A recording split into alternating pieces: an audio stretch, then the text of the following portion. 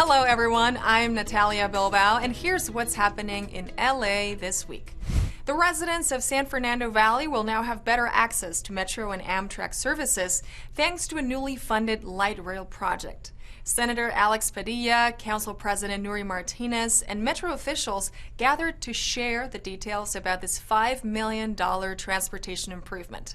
Check it out. This morning, we're joining with Senator Alex Padilla to announce that the president's budget includes $250 million in a recommendation for Congress to help fund the East San Fernando Valley Light Rail project. Viewing the infrastructure projects that LA Metro had underway convinced me to go fight for more. And I'm proud to report back on the funding that we've secured to support LA Metro during the challenges of the COVID-19 pandemic, but also as we are looking to build a more sustainable future far beyond the pandemic. The people in the San Fernando Valley have been fighting for this train for decades. Yet again and again, we're told to wait our turn. But now finally, the Northeast San Fernando Valley will be connected to the Metro system. Passengers will be able to use this line to hop on the Metrolink or the Amtrak at this station, or the Orange Line in Van Nuys. This is the moment when it's all coming together. We're getting the full funding for this project, and we're going to be ready to have the most important north-south transportation backbone in the entire San Fernando Valley. It's going to primarily travel along Van Nuys Boulevard, and then a second phase will be a shared track on San Fernando Road that will get us to Sylmar San Fernando Station. But it's an important rail line because it's going to provide a transit line for a lot of underserved communities in the San Fernando Valley. About 20% of the local residents don't have access to a car, and they depend on public transit. So this is going to be a very good project for them that's going to connect them not just with Metro, but with Metro and Amtrak services. Más que mejoramos esas opciones de tránsito, más que mejoramos las vidas de las familias del Valle de San Fernando.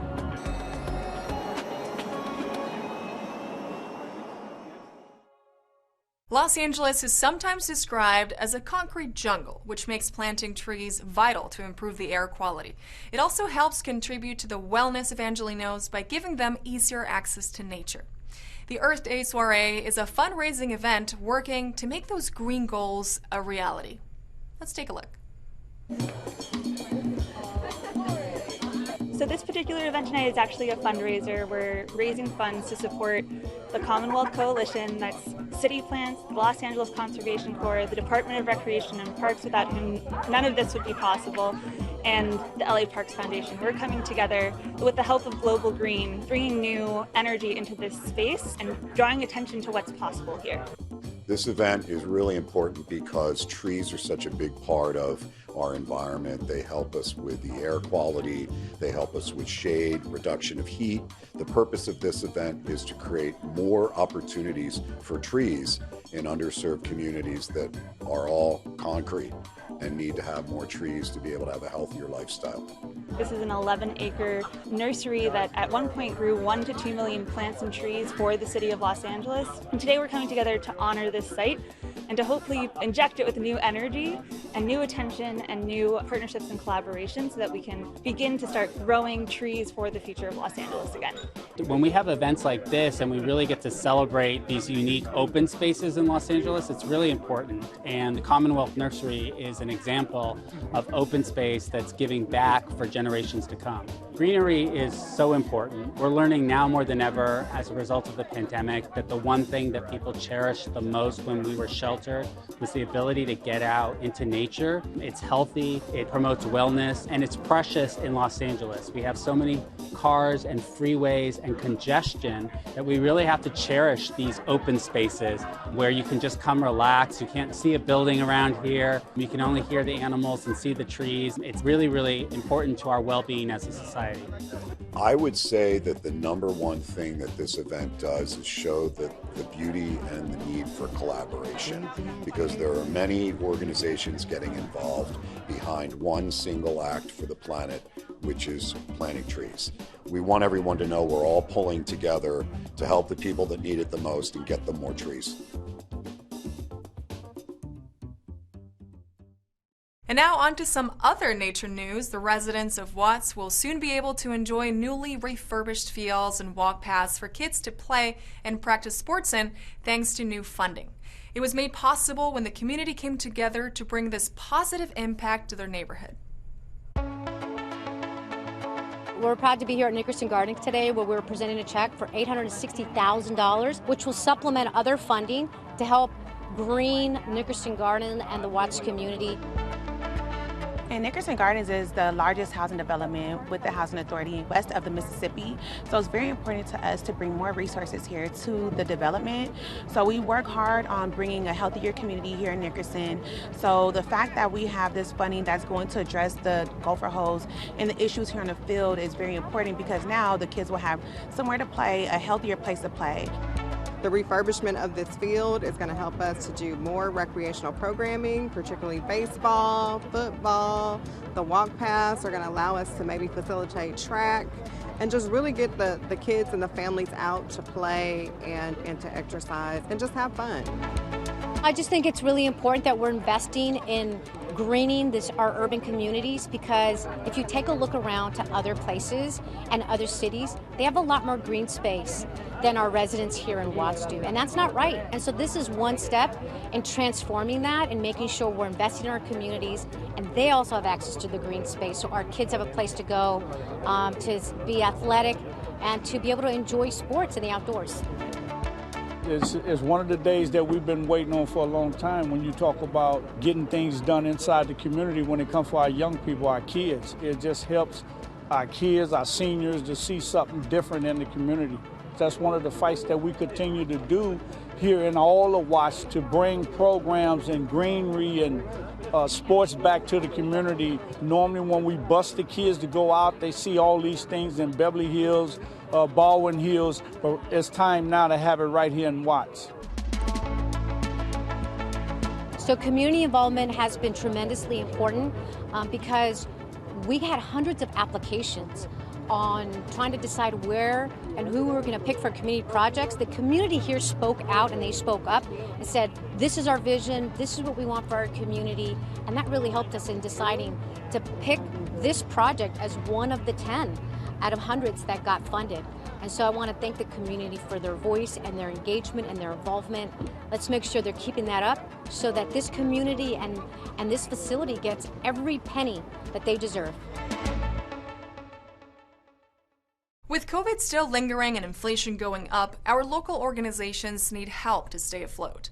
The good folks of Council District 9 are giving them a lifeline by holding their first ever grant community program, which will give much needed funds to community-focused organizations, significantly increasing the positive impact they have on the Angelenos they serve. Let's take a look. Today, Council District 9 is announcing the recipients of our first ever CD9 Grant Community Program. Nearly 100 local organizations that are doing great work in CD9 are being honored today with grants ranging up to $150,000. Because of COVID, a lot of people were affected, and just getting these funds, we were able to support more people in the community to help them with food, supporting services for them to be able to go to work, for transportation. Transportation is definitely, with the gas prices right now, it's been such a huge issue. So we're getting this support, we'll be able to help them out to continue working or find a job. We do outreach in our community and we help our community. We do backpack giveaways with school supplies. Our organization is being blessed. They're going to help our cause by giving us money. These organizations help us really fill the gaps in the community where maybe the government is not able to assist to be able to support. So by us supporting these organizations with financial funds, they're able to put together services and programs that really help our constituents. And it's just such a pleasure to be able to assist them in their efforts to really fulfill their mission and their vision. This gift will provide support for our teachers and our staff, and we really couldn't survive without it, and we are very, very grateful. It means a lot. It means things we don't even know yet because they haven't showed up with them. So it's going to be a big help.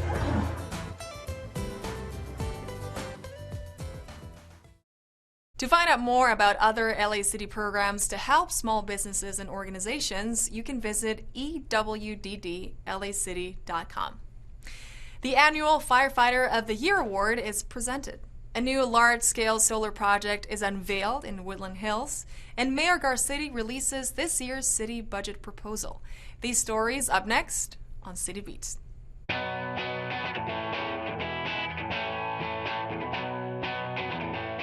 The Los Angeles City Firefighters Association recently held its annual Firefighter of the Year Award luncheon at the downtown Doubletree by Hilton. The award for 2021 was bestowed upon Armando Hogan, Chief Deputy of Administrative Operations. Chief Hogan has served with the LA Fire Department for over 39 years and holds a master's degree in leadership from the University of Southern California. To learn more about this award and other programs from the LA City Firefighters Association, visit losangelesfirefighters.org. Council District 3 has unveiled a new large-scale solar project on Canoga Avenue in Woodland Hills. The carport solar energy system, which was installed on the rooftop of a parking garage, will be one of the largest in District 3. The activation of the solar project was in cooperation with the Gelb Group and PCS Energy. This project alone is equivalent to powering 102 homes for a year. For more info on projects in Council District 3, visit cd3.lacity.org. Los Angeles Mayor Eric Garcetti has released his proposed $11.8 billion city budget for the fiscal year 2022 to 2023. The budget includes an 8.5% increase to the LA Police Department, which would bring their total funding to $3.2 billion. The Circle Initiative, which dispatches homeless services teams to nonviolent 911 calls, would see its funds increased to $8 million. The proposal also includes the newly announced Climate Equity Fund to address social disparities in climate change impact with an initial funding of $10.5 million. To read the mayor's proposed budget, visit cao.lacity.org.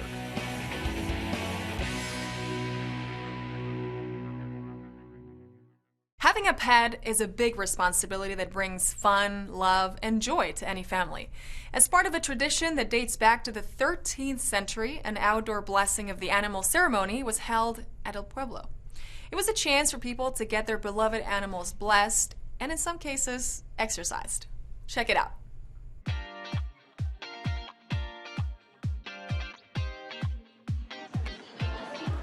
I'm getting my little dogs blessed. It's a gift from God. Our little animals, right now there's so much animal cruelty. We need to protect our dogs. I notice a difference in us, in my family, and the way we care for our pets and how we view them. We have more patience with them. We love them. They bring us a lot of joy. My dog got blessed and he got an exorcism because he can be a little rambunctious. So see, now he's calm. I've come for maybe for the last 5 or 6 years, every year, and of course because of the pandemic we haven't been here, so I was excited, to be back. So it's like a beautiful tradition. It's one of the first traditions that, was happening here on Olvera Street since it was Olvera Street, right? Since it became what it became. So I think it's really cool, to come back to your traditions and your roots. It's a nice combination because you see the Catholic aspect, you also see the more, indigenous aspect with the dancers.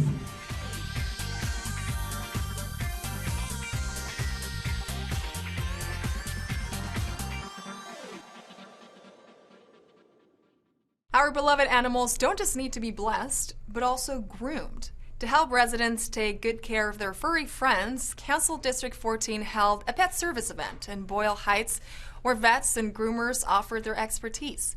It was also a chance for those seeking grooming employment to get some paws-on experience. See what I did there? Good boy.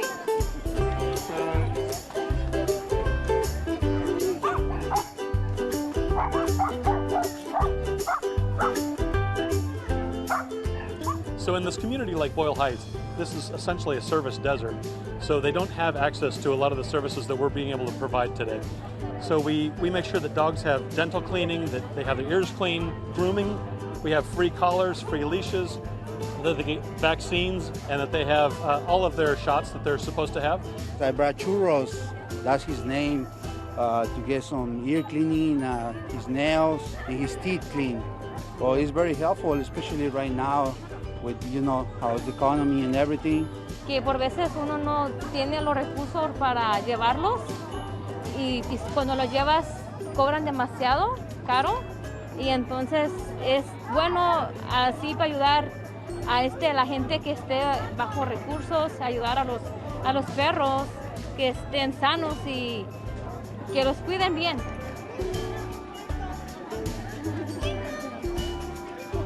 The reason why it's so important for pet owners to give so much care to their pets is because pets don't actually wash themselves. So you need to have the pet groomed on a regular schedule for it to actually be healthy. And what's even better is that we're also here for our program, West Coast Grooming Academy. And what we do is we teach people how to groom dogs for purpose of employment. So we do these events once a month. You can find the information at foundanimals.org. LA keeps adding more green spaces for Angelenos to lead healthier and happier lives. Council member Paul Krikorian and LA Rec and Parks officials gathered for the ribbon cutting of the Rhodes Avenue Park. People of all ages, especially the large number of seniors who live nearby, will now be able to enjoy a walk in the park. Let's take a look. 3, 2, 1. All right. What we're doing today is we're revealing essentially a brand new park. This was an area of this neighborhood that was not really being used as a park. I mean, it is along the adjacent freeway, but it's got heavy residential use, all around. And so there really wasn't anything here that was usable. There was a lot of dirt, no real walkways, no benches, things like that. So we essentially created a brand new park. Part of the reason for making sure that this was a walkable and inviting location, a small little oasis to give a breather to the residents in the area, was because if you look in this area, there are several senior facilities right here in this community. And they didn't necessarily have an enjoyable place to be able to walk. This neighborhood has been such a huge priority for my office in terms of park improvement because it's a very underserved area in recreational opportunities, or at least it was, but we've made substantial investments and improvements in the parks here.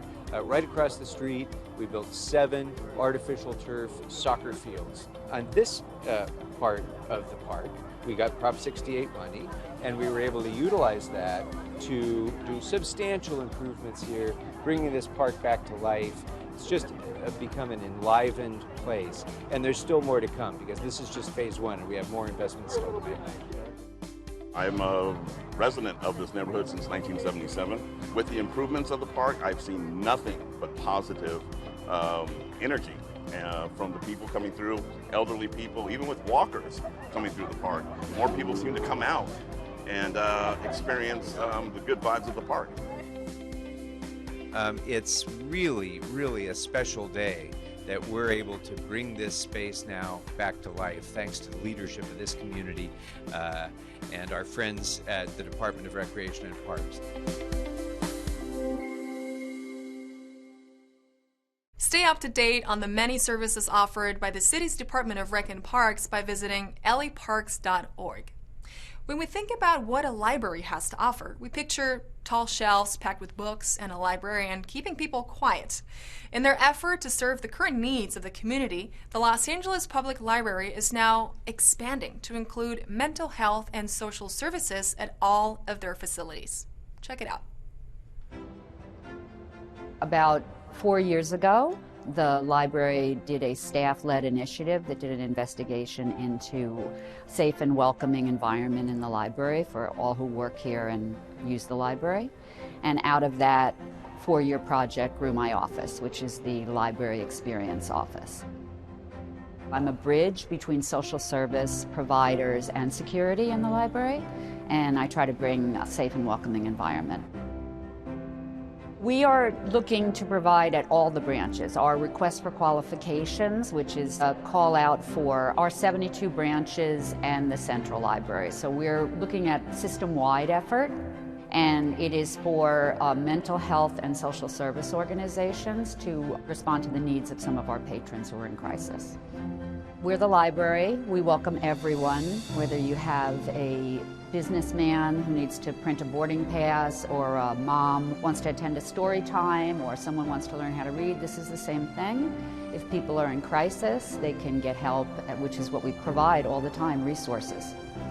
So we encourage everyone who comes to the library who's experiencing mental health or social service concerns, they can also stop by the Central Library on the 4th Tuesday of the month for a sort of one-stop shop for service providers.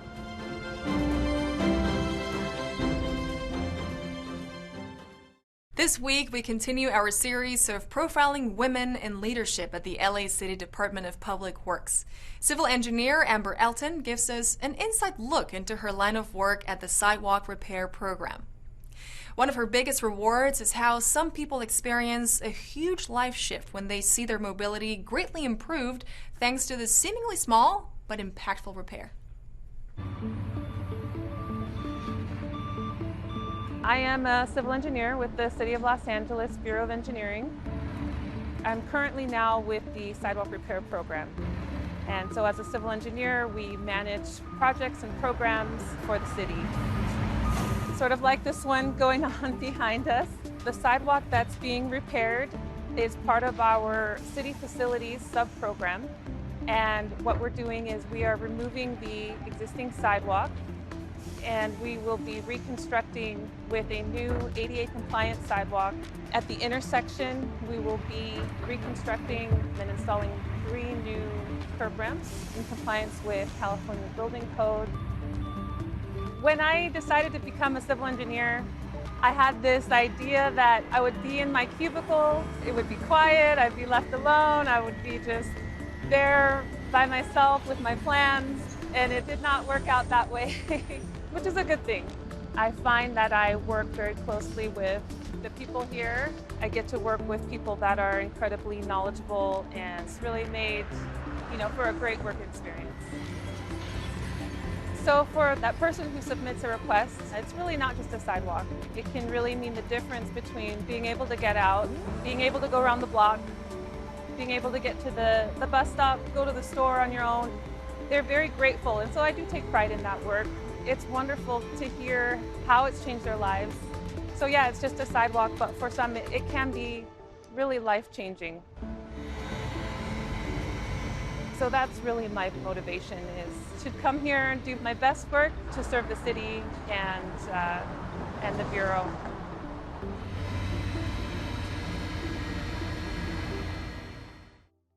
Some officers, in the words of Councilmember John Lee, stand out a little bit taller. That was the case of Senior Lead Police Officer Sean Brown. After his sad passing, the community he served so dutifully reached out to the city to honor his legacy. Channel 35 was in West Hills for the renaming of the park he once patrolled, which will now carry his name. Let's take a look. Today we all have the opportunity to pay tribute to Sean Brown, a fellow senior lead officer that passed away from cancer. His legacy today is going to be remembered through his name being recognized as Sean Brown Park.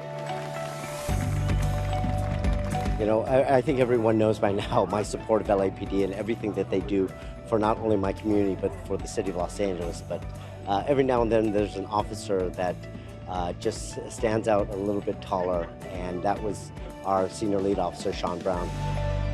Sean had a profound impact on this community. I don't think in my time in office I've ever had more community reach out to me about trying to recognize all the special things that he did. This is the area that he patrolled.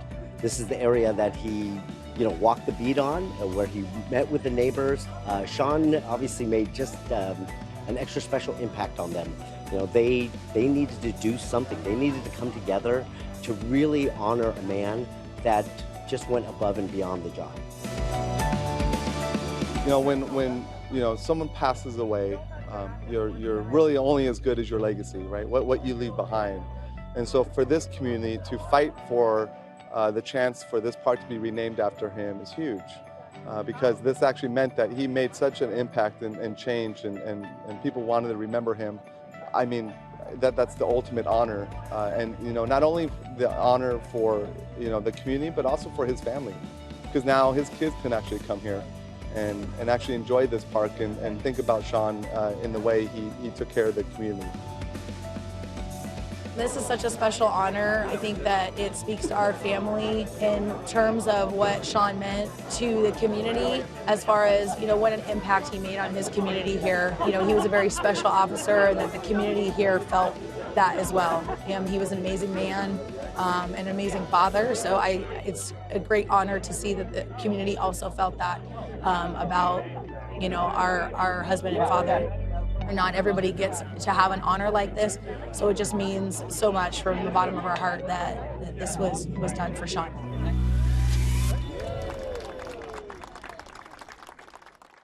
Attend Free Comic Book Day in North Hollywood. Enjoy an LGBTQ+ comedy celebration at the Greek Theater, or learn how to create an image that tells your family's story.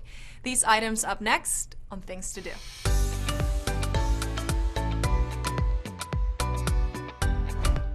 Calling all tweens and teens. Free Comic Book Day is coming to the North Hollywood Amelia Earhart Regional Library. This in-person event, geared for 11 to 18-year-olds, is more than just a free comic giveaway. You can join in the festivities by making comic-related crafts, including magnets and pins, and meeting fellow Angelenos that share your passion. First held in 2002, Free Comic Book Day helps to foster new generations that love diverse storylines that capture the imagination of readers. Free Comic Book Day happens Saturday, May 7th from 2 to 4 p.m. at the North Hollywood Amelia Earhart Regional Library. For more information, visit lapl.org/events. Are you ready to laugh until your belly hurts with some of the biggest LGBTQ+ comedy legends? If so, be sure to attend Stand Out, an LGBTQ+ celebration, featuring some of the most legendary comedians like Wanda Sykes and Tig Notaro, as well as emerging talent like Bob the Drag Queen and Guy Branum. This live stand-up event will be hosted by Billy Eichner and held at the City of LA's historic Greek Theater. Stand Out, an LGBTQ+ celebration, will take place on Saturday, May 7th at 7:30 p.m. For tickets and event details, visit lagreektheater.com. The National Endowment for the Arts is holding their annual Big Read program, which this year includes a collaboration with the Canoga Park Youth Arts Center. Inspired by Thai Bowie's graphic memoir, The Best We Could Do, artist Jeff Seelinger will lead online classes for students ages 12 to 17 to develop a single image artwork that tells their family's personal story of arrival to Los Angeles. The first 30 students to sign up will receive a free copy of the book and a package of art supplies needed for the project. The Big Read, Create an Image of Your Story, takes place on Wednesdays at 4 p.m. or Saturdays at 12:30 p.m., May 4th through the 14th. For more details, visit facebook.com/Canoga Park Youth Arts Center. To register for the online classes, email thebigread.cpya@gmail.com. And that's a look at some things to do.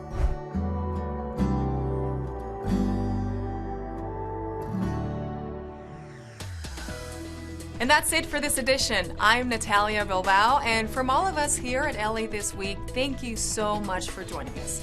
A reminder that you can catch us online at lacityview.org, and we're also on Facebook, Twitter, and YouTube. See you next time for more LA This Week.